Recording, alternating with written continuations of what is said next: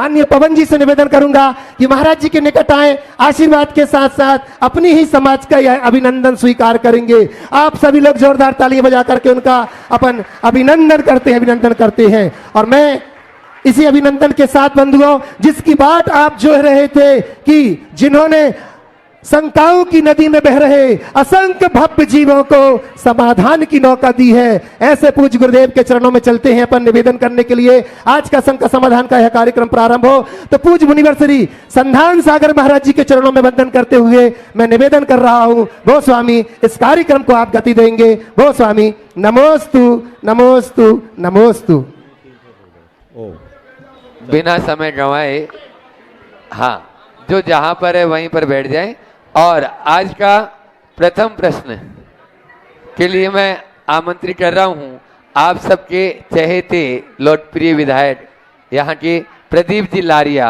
वे आज प्रथम प्रश्न रटना तो कल ही था, लेकिन इन्होंने बोला नहीं हम अपने वहीं अंकुर कॉलोनी में ही रखेंगे, तो बहुत ही अच्छा आज प्रदीप जी की तरफ से यह प्रथम प्रश्न महाराज श्री चरणों में आप सबकी ओर से।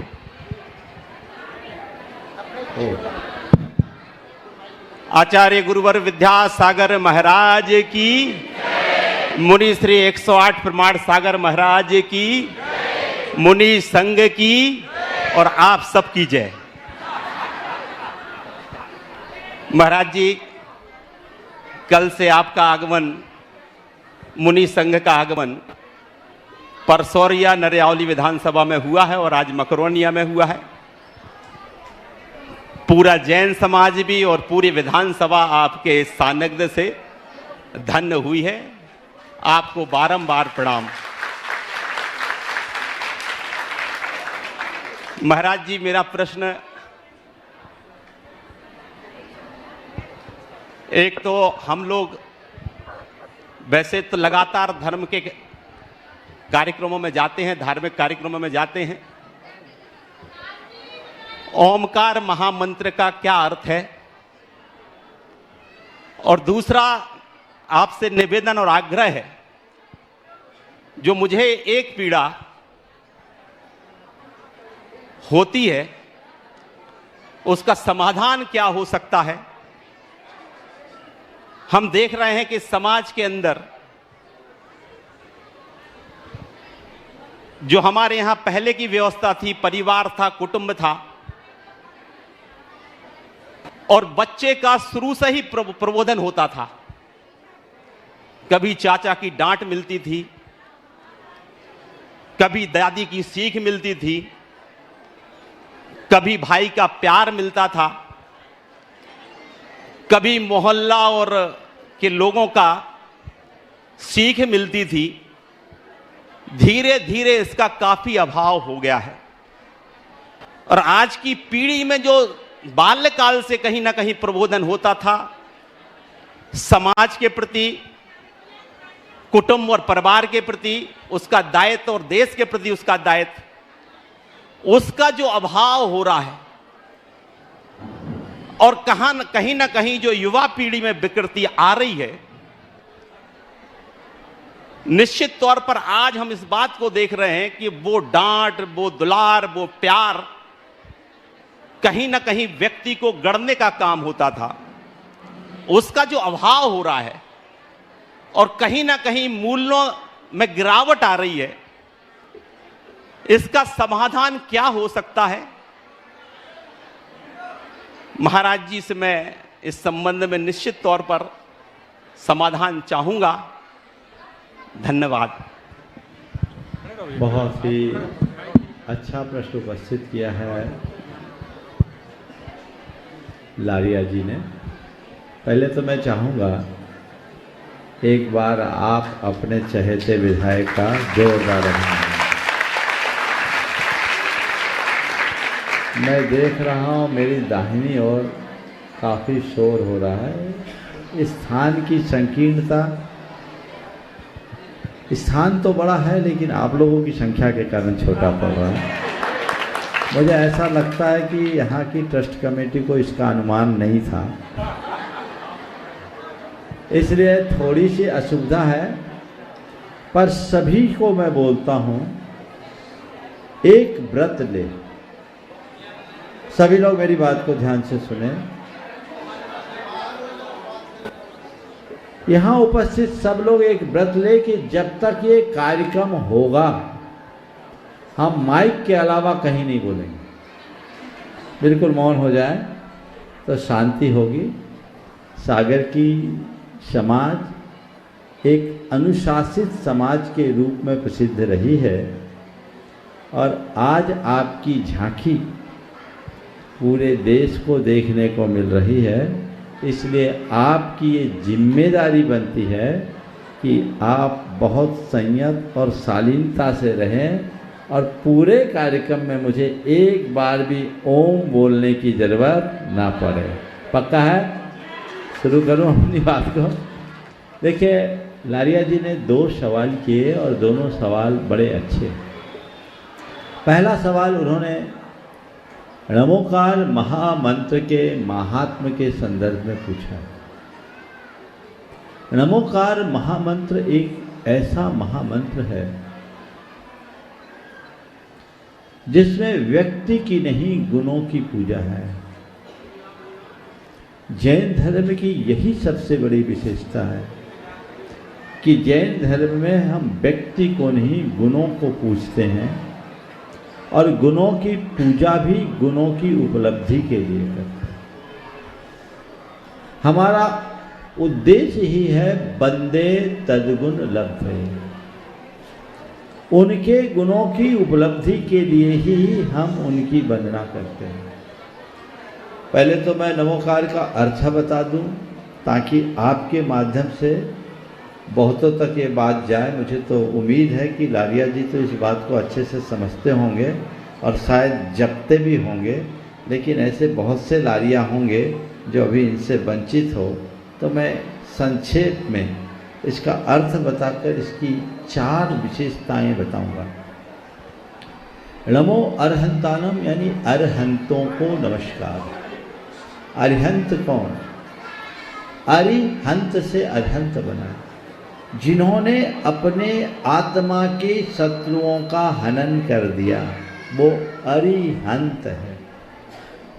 हमारे अंदर के विकार, हमारे अंदर के दोष, हमारी दुर्बलता, हमारे दुर्गुण, हमारे अंदर के कर्म हमारी आत्मा के शत्रु हैं। जो इनका हनन करता है वो अरिहंत है। उस अरिहंत परमात्मा को हम नमस्कार। अणमो सिद्धानम, सिद्ध जिन्होंने अपने करने योग्य सब कार्यों को कर लिया, जो सब कर्मों से मुक्त हो गए, ऐसे सिद्ध परमात्मा को मेरा नमस्कार। नमो आयरी यानम जब हम बोलते हैं तो सभी आचार्यों को नमस्कार हो। आचार्य वे जो स्वयं चलते और सबको चलाते हैं, वे आचार्य। नमो उपाध्यायानम जो हमें ज्ञान देते हैं, सभी उपाध्यायों को नमस्कार हो। जो खुद पढ़ते और पढ़ाते हैं, अपनी साधना में निरत रहकर हम सबका मार्ग प्रकाशित करते हैं, वे उपाध्याय हैं। हम उन उपाध्यायों को नमस्कार करते हैं। नमो लोए सब साहुनम, मैं लोक के सभी साधुओं को नमस्कार करता हूँ। साधु वही है जो साधना करे, जो साधना में निरत है, आत्म साधना में सतत निमग्न सभी साधकों को हम नमस्कार करते हैं। तो अरहंत, सिद्ध, आचार्य, उपाध्याय और साधु ये व्यक्ति नहीं, सिद्धि प्राप्त परमात्मा अथवा सिद्धि साधक आचार्य, उपाध्याय और साधु। इस महामंत्र की 4 ऐसी अनूठी विशेषताएं जो संसार के सभी मंत्रों से इसे अलग स्थान प्रदान करती है। सबसे पहली विशेषता, इसमें कोई बीजाक्षर नहीं है और इसका कोई देवता नहीं है। ओम ह्रीम श्रीम क्लीम आदि ये बीजाक्षर है, इसमें कोई नहीं है। इसका कोई देवता नहीं है, अर्थात किसी हम ब्रह्मा विष्णु महेश आदि या 24 तीर्थंकरों में किसी तीर्थंकर का कोई नाम नहीं, ये अवस्था है। दूसरी इसकी विशेषता, ये महामंत्र अनादि सिद्ध मंत्र है।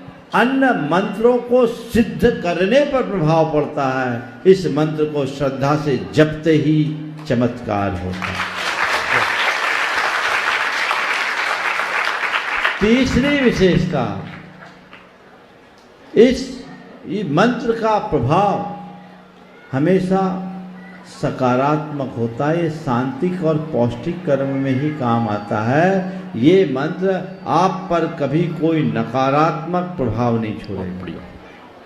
दूसरे मंत्रों में हो सकता है मारन, उच्चाटन, मोहन आदि भी हो, लेकिन नमोकार महामंत्र एक ऐसा महामंत्र है जो केवल लोक मंगल के लिए कारण होगा, शांतिक और पौष्टिक कर्म में ही प्रयुक्त होता है।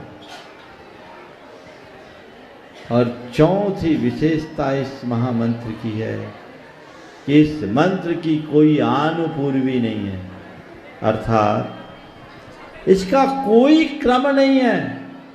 सीधा पढ़ो तो, उल्टा पढ़ो तो, बीच का पढ़ो तो, एक पद पढ़ो तो और एक अक्षर भी बोलो तो ये मंत्र अपना काम कर देता है।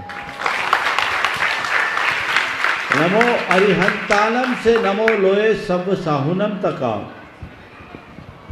या नमो लोए सब साहुनम से नमो अरिहंतानम तक आओ, काम बराबर होगा। या आप नमो आयरियानम नमो लोए सब साहुनम नमो अरिहंतानम नमो वध्यायनम नमो सिद्धानम बोलो, कैसे ही बोलो, 5 4 3 2 1 3 1 4 5 2, कैसे भी पलट लो। 18,775 उच्चारण के स्थान है नमोकार के महाराज, कैसे भी पढ़ लो असर पूरा होगा।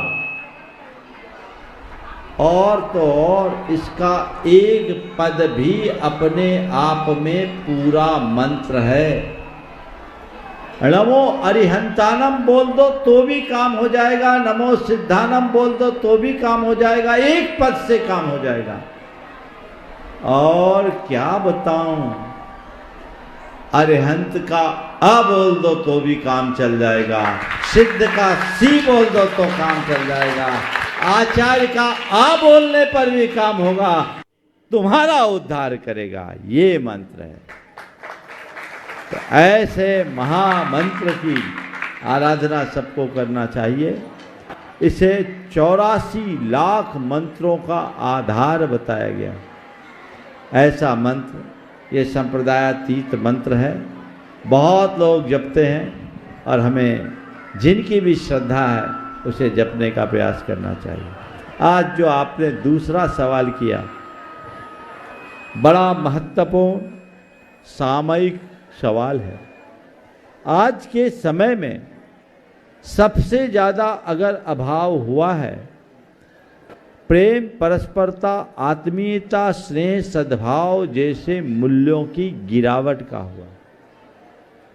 ये मूल्य गए, इसकी वजह है कि हमने अपनी मूलभूत सांस्कृतिक निष्ठा को खो दिया। हम पहले कुटुंब जीवन जीते थे, वहाँ बंधुत्व और परस्परता का पाठ हमें पढ़ाया जाता था। कुटुंब संस्था विलुप्त हुई, परिवार में रहना शुरू किए, धीरे धीरे परिवार पर भी वार हुआ और परिवार भी बिखरने लगा। जैसे जैसे हमने अपने आप को समेटा, हमारी सोच व्यक्ति केंद्रित होने लगी, हमारे जीवन के सभी उदात्त मूल्य क्षीण होने लगे, हमारी सोच, हमारी चिंतनधारा विकृत हो गई। आपने कहा चाचा की डांट, अब चाचा ही नहीं बचे तो डांट कौन देगा। दादी की सीख, अब घर में दादी की जगह ही नहीं बची तो सीख कहाँ। और जिनके घर में दादी है उनको कीटी पार्टी से फुर्सत नहीं तो सीख कहाँ। दोनों बातें हैं। ये सोच बदली है और इस बदली हुई सोच के परिणाम स्वरूप ये विकृतियां हैं और इसके मूल में है आज की शिक्षा पद्धति। मैं अगर इस पूरे प्रसंग को एक वाक्य में समेटूं और समीक्षा करके कहूं तो मैं इतना ही कह सकता हूं, यह सब भारतीय बीज को विदेशी खाद से सींचने का फल है।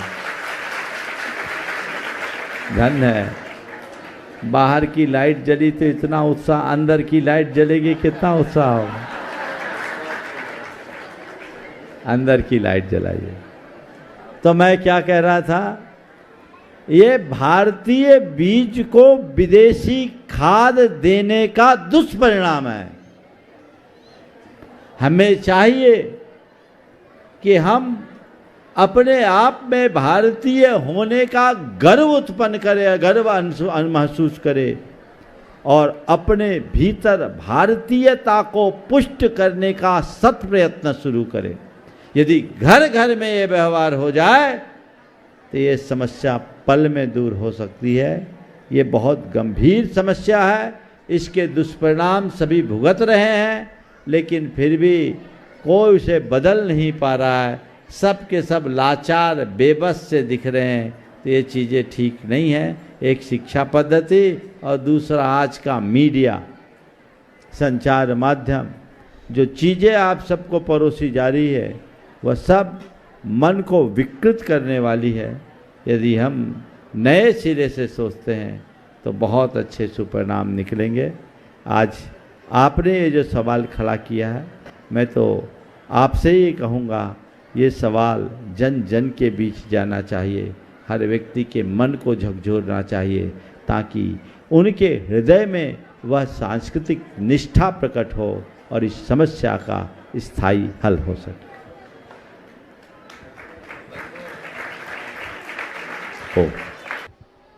बहुत ही अच्छा। कोई भी कार्यक्रम की सफलता शासन और प्रशासन से पर निर्भर होती है। और अभी कुंडलपुर में एक महा आयोजन हुआ और उस आयोजन में जब कमिश्नर पवन जी जैन जैसे जो सागर संभाग से आपके यहाँ के हैं, जिन्होंने अपना वहाँ तन मन धन लगाया, ऐसे पवन जी जैन के लिए जोरदार तालियां बजाएं। पहले भी गुरुदेव ने जब ये आयोजन वहाँ पर भी किया था कुंडलपुर में, पहले जब गुरुदेव के संपर्क में, उस समय भी पवन जी जैन का बहुत बड़ा योगदान रहा था। ऐसे पवन जी जैन अपना प्रश्न पूज्य महाराज श्री चरणों में रख रहे हैं। पवन जी जैन। बोलिए आचार्य गुरुवर विद्यासागर मुनि महाराज की, मुनि संघ की, महाराज श्री के चरणों में और मुनि संघ के चरणों में त्रिवार नमोस्तु। महाराज जी, शंकाएं तो पूरा जीवन शंकाओं से भरा हुआ है। बस एक शंका महत्वपूर्ण ये है कि कई बार अपने कर्तव्यों के निर्वहन के दौरान, जब हम अपनी शासकीय कर्तव्यों का निर्वहन करते हैं, तो एक तरफ कर्तव्य होता है, दूसरी तरफ वो मानवीयता होती है जो गलत तो है लेकिन मन दुखता है। महाराज जी, किसी ने शासकीय भूमि पर अतिक्रमण करके मकान बना लिया है। एक तरफ कर्तव्य है कि उसका मकान तोड़ना है, आदेश भी है सरकार का, लेकिन दूसरी तरफ वो व्यक्ति है जो मकान बना के सालों से रह रहा है। कई प्रसंग जीवन में ऐसे आए हैं 25.5 साल की नौकरी में महाराज जी, जहाँ मन और दिल दोनों दुखते रहे हैं, लेकिन फाइनली यही तय किया कि जब कर्तव्यों का निर्वहन कर रहे हो, सद्भावना पूर्वक कर रहे हैं, तो फिर हमें अपने कर्तव्यों को ही अपना धर्म मान के आगे बढ़ना चाहिए। मन और दिल दुखा है तो उसके लिए क्या उपाय होना चाहिए महाराज जी, कि कम से कम दोनों चीज़ें ऐसी हो जाएं जहाँ की अपने जो हमारे कर्तव्य हैं उनका भी निर्वहन हो जाए और किसी गरीब आदमी की आत्मा भी ना दुखे। एक बार मुझसे एक सवाल किया कि बिल्ली यदि चूहे को पकड़ रही हो और हम चूहे को बचाते हैं तो बिल्ली भूखी रह जाती है, हम लोगों को इसका दोष नहीं लगेगा क्या? तो हमें क्या करना चाहिए? मैं समझता हूँ आपने जो सवाल किया इसके पीछे ऐसा ही कुछ भाव। मैंने जो उत्तर दिया पवन जी, मैं समझता हूँ आपके लिए बहुत अच्छा समाधान मिलेगा। मैंने कहा कोई चिंता मत करो, बिल्ली को भूखे रखना भी धर्म नहीं है और चूहे की जान जाना भी अच्छी बात नहीं। चूहे की जान बचाना हमारा कर्तव्य है। मैं तुम्हें एक समाधान देता हूँ। बोले क्या? बोले कुछ मत करो, बिल्ली के आगे दूध का कटोरा रख दो, चूहा अपने आप बच जाएगा। नमस्कार। समझ गए ना? मैं समझता हूँ अब मुझे और व्याख्या करने की आवश्यकता नहीं पड़ेगी। आप जैसे अधिकारी जो संवेदनशील, वो हर चीज़ का रास्ता निकाल सकते हैं। कर्तव्य का पालन प्रत्येक व्यक्ति की और खासकर शासकीय पदों में बैठे व्यक्ति की जिम्मेदारी। लेकिन एक बात जरूर ध्यान रखना चाहिए कि व्यवस्था समाज के लिए है, समाज व्यवस्था के लिए नहीं है। बस इस संवेदनशील सवाल को सामने रखें। हमारा समाज जिससे सुरक्षित रहे और व्यवस्था भी बनी रहे, दोनों चीज़ों को लेकर के काम करना चाहिए तो काम होता है। अगर व्यवस्था के पीछे हम समाज के हितों को खंडित करते हैं तो मुझे उस उद्देश्य से ही भटकाव दिखाई पड़ता है। तो मैं यही कहूँगा फिर से, बिल्ली को भी सुरक्षित रखो और चूहे की भी जान बख्शो ताकि सब कुछ ठीक बना रहे। नमस्कार। अब मैं आवाज दे रहा हूं आपके ही नवनिर्वाचित जो अभी अधिवक्ता यहाँ जबलपुर हाई कोर्ट में धन्य कुमार जी जैन, एक बार जोरदार ताली से उनका भी स्वागत करें। हमारे भीतर की लाइट हमेशा जलती रहे, ऐसे गुरुदेव के चरणों में वो अपनी शंका प्रस्तुत कर रहे। नमस्ते महाराज जी। महाराज जी, न्यायपालिका में बार और बेंच अर्थात न्यायाधीश और अधिवक्ता, न्यायपालिका में बार और बेंच अर्थात न्यायाधीश और बार और बेंच बेंच बेंच न्यायाधीश और अधिवक्ता, बेंच, हाँ, न्यायाधीश और अधिवक्ता दो महत्वपूर्ण अंग हैं। न्याय रथ के पहिए हैं, ये दोनों न्याय रथ के पहिए हैं। न्याय तुला के दोनों तराजू के पल्लड़े हैं। इनमें जरा भी असंतुलन होता है तो न्याय व्यवस्था प्रभावित होती है। मैं हाई कोर्ट बार एसोसिएशन का अध्यक्ष होने के नाते जनता को न्याय दिलाना और न्यायपालिका का सम्मान बढ़ाना मेरी जवाबदारी है। मैं ऐसा क्या करूं कि न्यायाधीशों और अधिवक्ताओं का सम्मान भी बढ़े और जनता को न्याय भी सुलभ हो। कृपया मार्गदर्शन करें। पहले तो मैं चाहूँगा मध्य प्रदेश उच्च न्यायालय अधिवक्ता संघ के अध्यक्ष के रूप में चयनित होना अभी चुना गया है, ये पूरे समाज के लिए गौरव का विषय है। एक बार आपने जो सवाल किया वो बहुत महत्वपूर्ण है।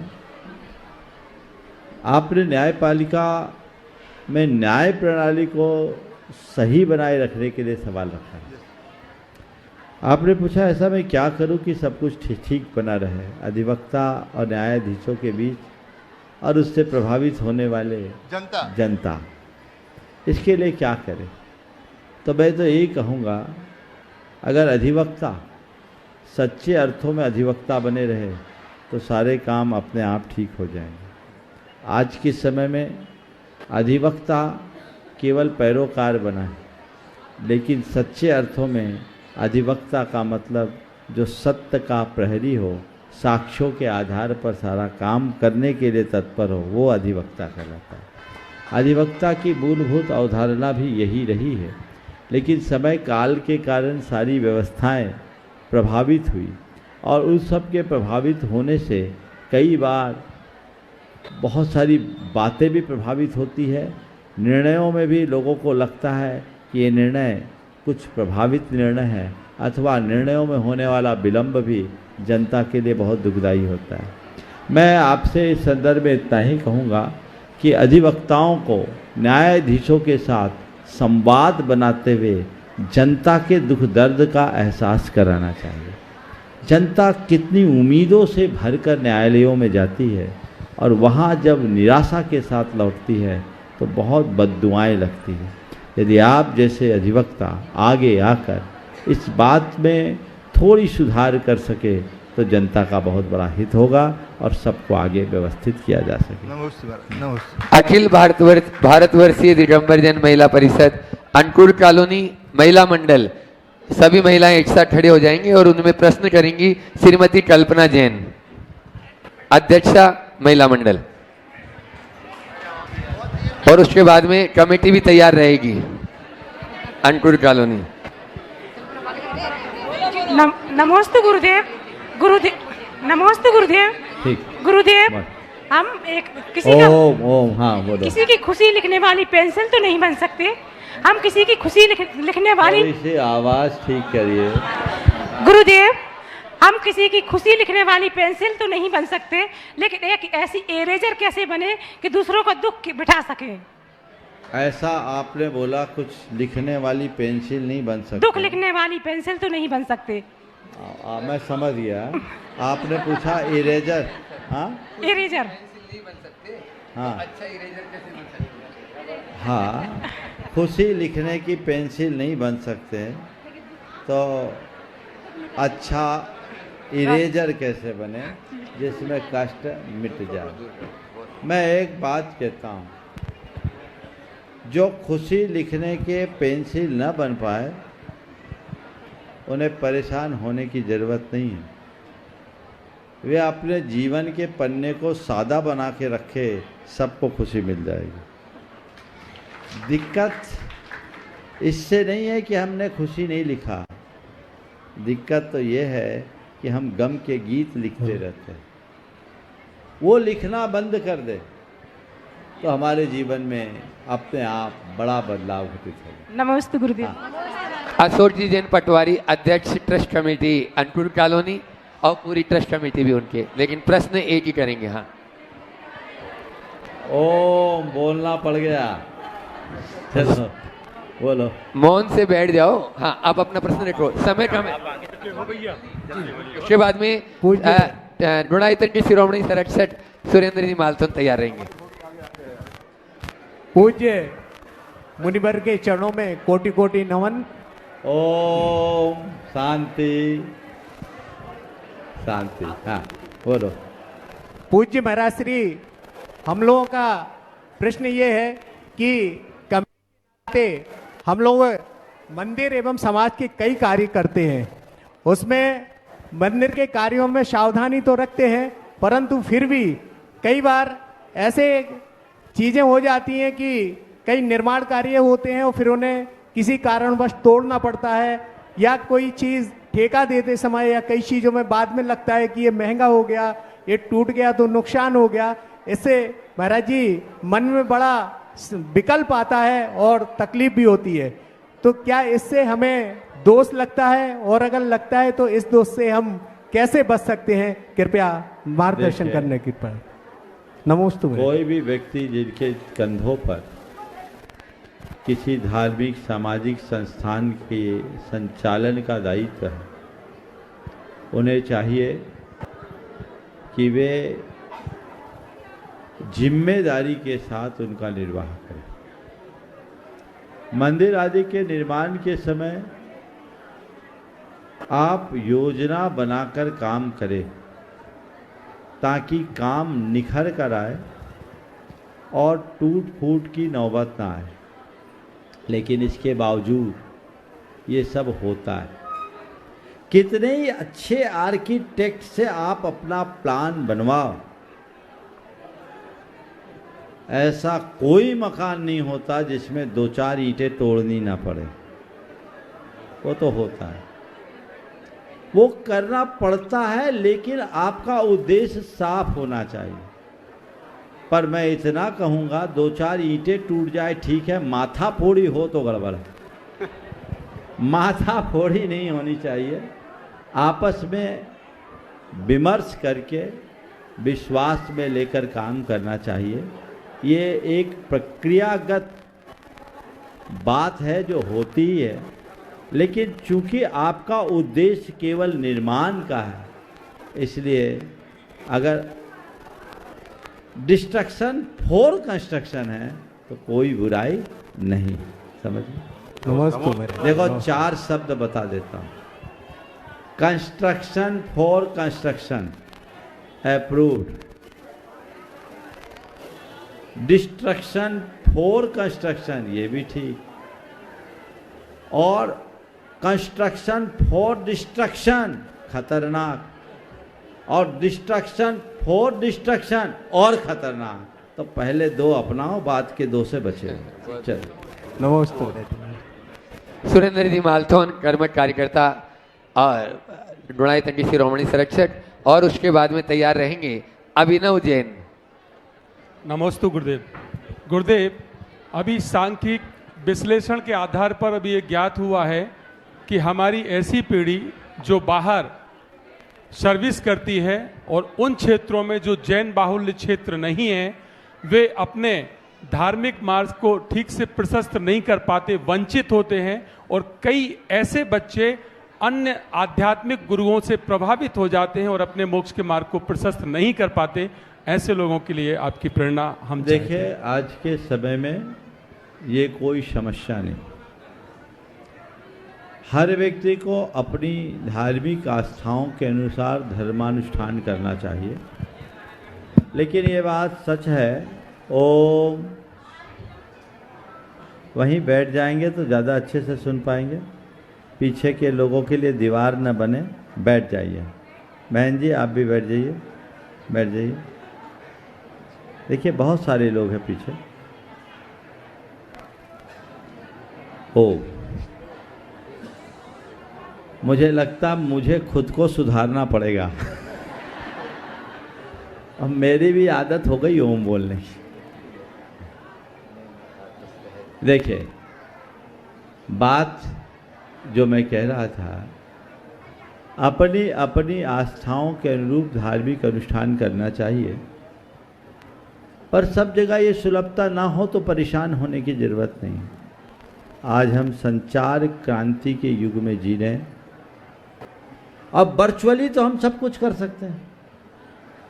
कोविड के दौर में सारे संसार ने वर्चुअल तरीके से धर्म ध्यान किया, और मैं समझता हूँ आम दिनों से अच्छा किया कि नहीं किया।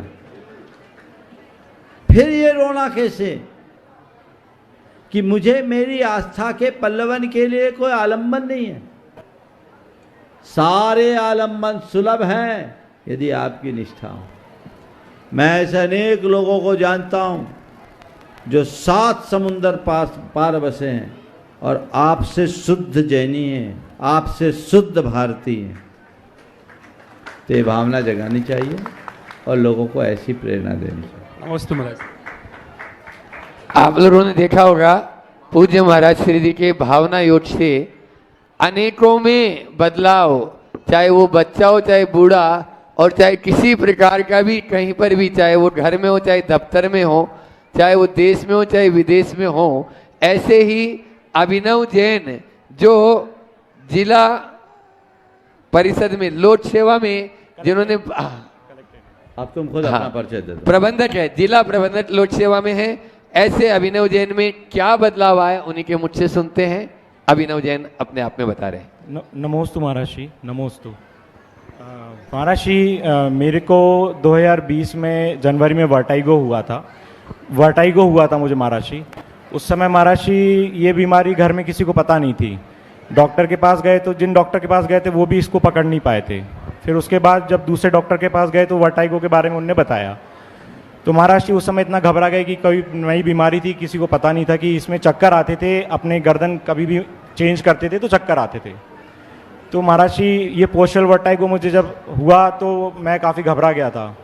2-3 दिन निकल गए थे, कुछ आराम लग नहीं रहा था। उसी समय महाराज जी आप हबीबगंज जैन मंदिर में 108 भव्य महासिद्ध चक्र महामंडल विधान का आयोजन चल रहा था महाराज जी। उसमें मेरे बुआ का मंडल भी था महाराज जी। तो उसमें मैं जाके बैठा। उस समय महाराज जी आपके द्वारा मंच से ही आशीर्वाद सभी को प्रदान किया गया था। तो उसी समय से ही जो धुंधला उस समय दिखता था वो अपने आप ही एक उसमें ज्योति सी जाग गई थी कि वो क्लियर दिखने लगा आंखों से। और महाराज जी उसके बाद आपके आशीर्वाद से मैंने भावना योग का उसी दिन मेरी माताश्री ने आपसे आशीर्वाद दिलवाया था, और आशीर्वाद से उसी दिन से ही मैंने मेरी माताश्री भावना योग करती हैं, और उन्हीं की प्रेरणा से और आपके आशीर्वाद से मैं भावना योग स्टार्ट करा महाराज जी। और निरंतर भावना योग 3 दिन में महाराज जी मैं उठ के खड़ा होकर चलने लगा महाराज जी। ये अद्भुत चमत्कार सिर्फ आपकी वजह से साकार हो पाया महाराज जी। और आपके निरंतर मेरे को आशीर्वाद जो मिला है उसके वजह से, और भावना योग से जो मेरे को प्रेरणा मिली है, मैं 3 दिन में जो कि बीमारी जिसके बारे में पता नहीं था, डॉक्टर भी प्रसंग थे कि ये बीमारी इतनी जल्दी आपकी ठीक कैसे हो गई। 1 हफ्ते के अंदर मैं उठ के खड़े होकर चलने लगा था महाराज जी, और अभी भी ठीक हूँ और आगे भी ठीक हूँ। और ये सिर्फ सब चमत्कार भावना योग से है महाराज जी, और आपके आशीर्वाद से। महाराज जी आशीर्वाद चाहिए कि शिखर जी में शीघ्र ही वहाँ उपस्थित होकर आपसे भी आशीर्वाद लें, और वहाँ पे भी सिद्ध चक्र महामंडल विधान का सपरिवार आयोजन कर पाएँ, ऐसी भावना भाते हैं और आपका आशीर्वाद चाहते हैं। अभी कोई दवाई चल रही है आपकी? नहीं महाराज जी कोई दवाई नहीं महाराज जी। वो कोई उसके सिम्टम? कोई भी नहीं महाराज जी, कुछ भी नहीं महाराज जी। देखिए, वर्टाइगो एक बड़ी भयानक बीमारी है जिससे चक्कर आते हैं, कान में आवाज़ें भी आती, और जिनको भी होता है बहुत परेशान। आप सबके सामने एक इतना अच्छा उदाहरण है ये युवा जो भावना योग किया और इसको इतना अच्छा परिणाम, और आज भी नियमित भावना योग कर रहे हैं। डॉक्टर भी चकित और चिंतित है। आप सबसे भी मैं ये कहूँगा, भावना योग बड़ी सहज प्रक्रिया है, आप सब इसका जरूर लाभ लें। अब सागर में हमारा पदार्पण हुआ है, एक दिन हम भावना योग का भी कार्यक्रम रखेंगे, समय पर आप सबको मालूम पड़ जाएगा, और उसमें पूरा शहर उपस्थित होगा। मैं लारिया जी से चाहूँगा कि उस दिन जहाँ भी वो कार्यक्रम हो आप भी उसमें सहभागिता दें। और भावना योग को मैं आप लोगों से कहता, बहुत लोगों ने भावना योग का व्यक्तिगत स्तर पर लाभ लिया है, वे अपनी अनुभूतियाँ औरों तक पहुँचाएं। इसे केवल जैनों तक सीमित न रखें तो अति उत्तम होगा। ओ चलिए, ठीक है ना? आप सवाल रखेंगे जल्दी? नमस्ते महाराज जी। महाराज जी, बीते 21 अप्रैल को पूरे देश ने सहर्ष महावीर जयंती मनाई। महाराज जी, उस महावीर जयंती हर साल ही मनाते हैं, तो उसमें देखा गया है कि जो भगवान जी की शोभा यात्रा निकलती है, जो विमान यात्रा निकलती है, उसमें जो विमान वाहक रहते हैं वो कहीं तो सोले की साड़ी पहने रहते हैं, धोती पहने रहते हैं सोले की, पर कहीं कहीं आजकल देखा जा रहा है कि कुर्ता पजामा भी पहने रहते हैं या अन्य सफ़ेद कलर की ड्रेसेस भी पहने रहते हैं। महाराज जी, मेरा ये प्रश्न है। समझ गया। देखिए, विमान और भगवान दोनों में अंतर। जैसे बेदी का स्पर्श 16 में ही करे, ये कोई ज़रूरी नहीं है, वैसे ही विमान को अगर आप ले जाते हैं, लंबी लंबी यात्राएं होती है, धोती पहने अति उत्तम है, पर यदि कोई नहीं पहन पाए तो उसमें कोई दोष नहीं है, बशर्ते आपके वस्त्र अशुद्ध ना हो, ये ध्यान रखें। चलिए, नमोस्तु महाराज, नमोस्तु महाराज। उत्कर्ष उन्नति जैन सागर तैयार रहेंगे, उन तक माइक पहुंचाए, और इसके बाद में तैयार रहेंगे हमारे बीच में निर्यापट श्रमण परम पूज्य सुधा सागर जी महाराज के पूर्व अवस्था के भ्राता भी यहाँ पर हैं, ऋषभ जी जैन, वे तैयार रहेंगे, और ऋषभ जी सुरवारा वे अपना प्रश्न। ये जो सागर, उसके बाद में ऋषभ जी सुरवारा तैयार। नमस्ते महाराज जी, मैं उत्कर्ष जैन सागर से। महाराज श्री, अखबार पढ़ते हुए सोचता हूँ कितने मरे, यह प्रश्न गणित का है या मानवता? कृपया समाधान करें। अखबार पढ़ते समय सोचता हूँ कितने मरे, यह प्रश्न गणित का है या मानवता का? दरिद्रता। गणित का है या मानवता का? मानवता का। कृपया समाधान करें। देखो, जो गणितज्ञ होगा वो जरूर कहेगा कितने मरे, और जिसमें मानवीयता होगी यही नहीं पूछेगा कितने मरे, उसकी आंखों की आंसू बता देगी कितने मरे। अगर हमारी संवेदना है तो मानवता प्रकट होगी, और जहाँ संवेदनहीनता है वहाँ जोड़ घटाव लगेगा। आज की इस मीडिया ने हमारी संवेदनहीनता बढ़ाई है, और उसका ये दुष्परिणाम है। आप रोज अखबार पढ़ते हो, छपता है 3 मरे 13 घायल, आप उसे एक खबर की तरह पढ़ के छोड़ देते हैं। आप अन्य इलेक्ट्रॉनिक मीडिया में टीवी के सामने देखते हैं बम ब्लास्ट हुआ, चित्कारे मची है, खून के फव्वारे छूट रहे हैं, और आप चाय की चुस्कियाँ लेते हुए उसे देख रहे हैं। कहाँ संवेदना? अपने अंदर की संवेदनाओं को जगाना चाहिए, और इन खबरों को उतना ही पढ़ना चाहिए जितने में हमारी संवेदनाएं सुरक्षित हो। अधिक होगी तो निश्चित ये हमें कहीं न कहीं से नुकसान पहुंचाएगा। ऋषभ जी ईश्वरवारा, और उसके बाद में तैयार रहेंगे मुकेश जी डाना, अंडूर कॉलोनी। आपके यहाँ के 3 प्रश्न आए हैं, पिताजी के भी हैं और बिटिया का भी है, लेकिन 1 प्रश्न करेंगे। जिया जैन, उनकी तरफ से रखिए। हो गया त्रैमुनिराजों के चरणों में नमोस्तु। इच्छामी लगी महाराज। महाराज जी, हाँ बोलो। जिज्ञासा के पहले एक बात है कि पटेरा में जो 2 महामुनिराजों का जिज्ञासा शंका समाधान हुआ था, उसे पूरे देश में सकारात्मक संदेश किया। जो लोगों में मत मतांतर थे, अधिक धारणाएं थीं, आपने जो कहा कि बड़ों के सामने चुप रहना है और इनसे सीखा है, इस वाक्य ने पूरे देश में बहुत अच्छी ऊर्जा दी महाराज। और महाराज ने जो गुणायतन का प्रश्न किया था, उसमें महाराज ने कहा था गुणायतन हमारा है, हम सबका, हमारे धर्म का है। तो उसमें कई लोगों के महाराज फोन आए और लोगों ने चर्चा की कि अभी तक तो हम समझते गुणायतन प्रमाण सागर का है, आज पता लगा गुणायतन हमारे संघ का है और पूरे धर्म का है। तो बहुत अच्छा कार्यक्रम हुआ महाराज, इसके चरणों, आपके चरणों का बड़ा आभार उपकार। अब जिज्ञासा महाराज ये है कि जब अंकुर कॉलोनी में आपका चातुर्मास हुआ था और आपके पैर में फ्रैक्चर हो गया था, उसी समय हमारे हाथ में फ्रैक्चर हुआ था, हमारे अशोकनगर पोस्टिंग थी, तो हमने सवाल करिए जल्दी। सवाल ही बता रहे महाराज, विशेष परिचित व्यक्ति को भेजकर आपसे आशीर्वाद मंगाया था, आपने आशीर्वाद दिया, हमारा फ्रैक्चर ठीक हो गया औषधि से। तो हम जब ठीक हुए तो आपके चरणों में आए, तो आपसे कहा हमारा हाथ तो आपके आशीर्वाद से ठीक हुआ है, आपका फ्रैक्चर कैसे ठीक हुआ? तो आपने कहा संतोष वटी से। तो महाराज प्रश्न ये है कि उस समय तो संतोष वटी, आपने कहा हम उस समय से संतोष वटी खा रहे हैं, अपना रहे हैं, तो बहुत पॉजिटिव चीज़ है उससे, लेकिन उस समय पूरा प्रसार नहीं था शंका समाधान का। तो संतोष वटी के बारे में कृपया बताएं ताकि पूरा विश्व जान सके उस संतोष वटी का, यही जिज्ञासा है हमारा। देखिए, संतोष वटी हमारी पेटेंट औषधि थी और मैं रोज़ सबको देता हूँ और बहुत लोग इसका उपयोग करते हैं और उसका रामबाण प्रभाव पड़ता है। मैं सभी से कहता हूँ, कोई भी बीमारी हो या कोई समस्या, चाहे शारीरिक हो या मानसिक या अन्य भौतिक, सबसे पहले संतोष वटी की एक खुराक खाइए, संतोष वटी खाइए, तत्काल आराम पाइए, और ये मुफ्त में मिलती है, इसलिए धैर्य और संतोष तो रखना ही चाहिए। चलिए जिया जैन, मुकेश नाना की। हाँ। नमोस्तु गुरुदेव, नमोस्तु गुरुदेव। बोलो जल्दी। गुरुदेव, अनादिकाल अनंत काल से संसार में जीवों का जन्म मरण होता आ रहा है, तो क्या जीवों की संख्या निश्चित है? और यदि निश्चित है तो जो जीव उत्पन्न होते हैं तो वो कहाँ से आते हैं? जीवों की संख्या निश्चित है। हाँ। तो कहाँ जाते, कहाँ नहीं, अनादिकाल से जीवों की जन्म मरण होता आ रहा है, तो क्या जीवों की संख्या निश्चित है? और यदि निश्चित है तो जो जीव उत्पन्न होते हैं तो क्या जीव वो कहाँ से आते हैं? जैसे बिजली के कीड़ा। देखिए, जीवों की जितनी संख्या है उसमें न घट सकते न बढ़ सकते, ये बहुत बड़ा सत्य है। लेकिन आप कहोगे कि कहीं जीव बढ़ते दिखते हैं, कहीं घटते दिखते हैं, इसका कारण क्या? बता रहा हूँ, ये यहाँ से वहाँ ट्रांसफ़र होते रहते। अभी गर्मी का समय है ना, चारों तरफ सूखा दिख रहा है, निर्जन है, और जब बरसात होगी सब तरफ हरियाली और अपार जीव राशि दिखती है। आपको लगेगा बरसात में जीव बढ़ गए, यानी कि उनकी संख्या बढ़ गई, ये गलत धारणा।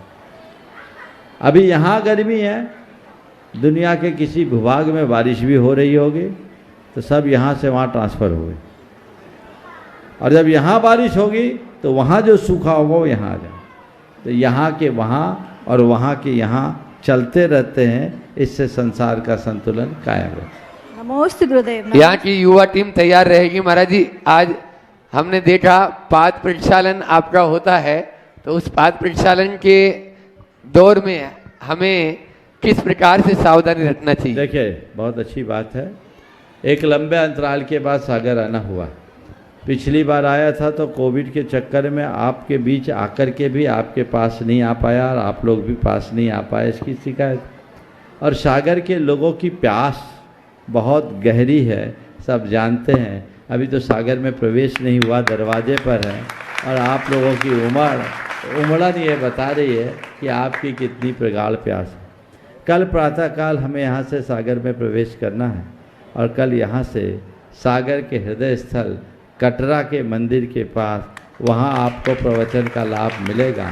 सब लोग आएंगे, इसमें तो कोई संशय है नहीं, और मुझे पूरी उम्मीद है कि 1997 की यादें पुनर्जीवित होगी, जो वहाँ होता था तो होगा। लेकिन इस संदर्भ में मैं जो यहाँ उपस्थित है और घरों में जो लोग बैठे उन सबसे कहूँगा, जब हम लोग किसी नगर गांव में प्रवेश करते हैं, आप लोग श्रद्धा से भरकर पाद प्रक्षाल करने की कोशिश करते हैं, इच्छा भी रखते हैं, अच्छी बात है, भक्ति है। लेकिन इसमें बड़ी अव्यवस्था हो जाती है, भीड़ होती है, धक्का मुक्की हो जाती है, कई बार हम लोगों को भी धक्का लग जाता है, संगत साधुओं को भी लगता है, गिरने का डर रहता है। इसलिए सभी से मेरा कहना है और समाज के व्यवस्थापकों से मेरा ये कहना है, कल ये सुनिश्चित करें रास्ते में कहीं कोई पात प्रक्षाल नहीं होगा। एक भी व्यक्ति चाहे कोई हो, कोई पात प्रक्षाल नहीं करेंगे। और जो अभ्यर्थना करना चाहते हैं दूर खड़े होकर दीप से आप आरती कर सकते हैं, लेकिन दीप में ज्योति होना चाहिए, ज्वाला नहीं। आप लोग कपूर के इतने बड़े बड़े डल्ले लगा देते हैं, वो ज्वाला बन जाती है और ऐसा डर लगता है कि कोई दुर्घटना ना हो जाए। इसलिए ये सावधानी सभी को रखना है। और मैं तो ये कहूँगा कि ये केवल हमारे लिए नहीं, इस निर्देश को समझते हुए आप सब कोई भी साधु आए तो उनके अभ्यर्थना में इसका आप ध्यान रखें, तो निश्चित ये एक अच्छी शुरुआत होगी। सागर के लोग बहुत समझदार हैं, मुझे पूरी उम्मीद है कि कल इसका अच्छे से पालन होगा। हाँ, बहुत सारे प्रश्न हैं, युवा मंडली भी कर रहा था, लेकिन समय कम है, मात्र 4 मिनट बची है। मैं संजीव भैया तक माइक पहुंचाओ जल्दी। और ब्रह्मचारी संजीव भैया जी अपना प्रश्न पूज्य महाराज श्री चरणों में रखेंगे और उसके बाद में हमें महाराज जी का भी प्रश्न। ओम। हाँ, संजीव भैया। मुनिश्री के चरणों में बारंबार नमोस्तु करता हूँ। महाराज जी, यहाँ एक श्रावक है सागर में जिन्होंने अपनी दुकान का कंप्यूटर रखा था। 7 साल से वो मेरे से कहते थे कि विधान कराना है और मुनि प्रमाण सागर जी के सानिध्य में कराना है। तो हम कहे ये बहुत मुश्किल है, लेकिन महाराज जी क्या चमत्कार हुए कि उन्हीं का विधान है और आज आपके चरण उस मंडल के सामने आ गए और भगवान के दर्शन किए। आज वो आंखों से आंसू बहा रहा है कि वाकई मैंने बहुत विशुद्धि के साथ में महाराज जी के नाम से अपनी दुकान का नाम रखा था और इतने दिनों से इंतजार करता था कभी महाराज जी आएंगे। मैं चाहूँगा वो परिवार हो तो खड़े होकर के वहीं से नमोस्तु निवेदन कर ले। और महाराज जी, निवेदन मेरा ये है प्रश्न का कि ये सिद्ध चक्र महामंडल विधान कब से चालू हुआ? मैना सुंदरी और श्रीपाल किन तीर्थंकर भगवान के शासन काल में हुए होंगे, ये मेरी जिज्ञासा है। नमोस्तु महाराज जी। देखिए, बहुत अच्छा सवाल किया। पहले तो मैं उस परिवार को आशीर्वाद दूंगा और ये कहूँगा, ये भी इस बात का प्रमाण है कि अच्छी भावना रखो तो फल जरूर मिलता है। ये भावना योग का एक उदाहरण है। आपने सिद्धचक्र महामंडल विधान की बात की। मेरा मानना है सिद्धचक्र विधान तब से चल रहा है जब से सिद्ध परमात्मा, क्योंकि हमने सिद्धों की आराधना तो सर्वदा की है और सिद्धों की आराधना चलते आ रही है, प्रवाह से तो चल रही हो। लेकिन वर्तमान में सिद्धचक्र महामंडल विधान की जो प्रसिद्धि हुई वो श्रीपाल मैना सुंदरी के प्रसंग से हुई। और श्रीपाल मैना सुंदरी का जो चरित्र है मुनि सुब्रतनाथ भगवान के काल का है, ऐसा कहते हैं। तो मुनि सुब्रतनाथ भगवान के काल से ये सिद्धचक्र ज़्यादा प्रसिद्धि को प्राप्त हुआ है, पर हमें ऐसा मौका मिला है तो जरूर सिद्धचक्र के विधान को अपने समय और सुविधा के अनुसार करते रहना चाहिए। चलिए, खत्म हो गया। नमोस्तु। चलिए, आज आगे बढ़ाने की गुंजाइश नहीं है, उधर से संकेत आ गया, इसलिए सत्र को यहीं पर पूर्ण किया जाता है। बोलिए अहिंसा परमो धर्म। सभी लोग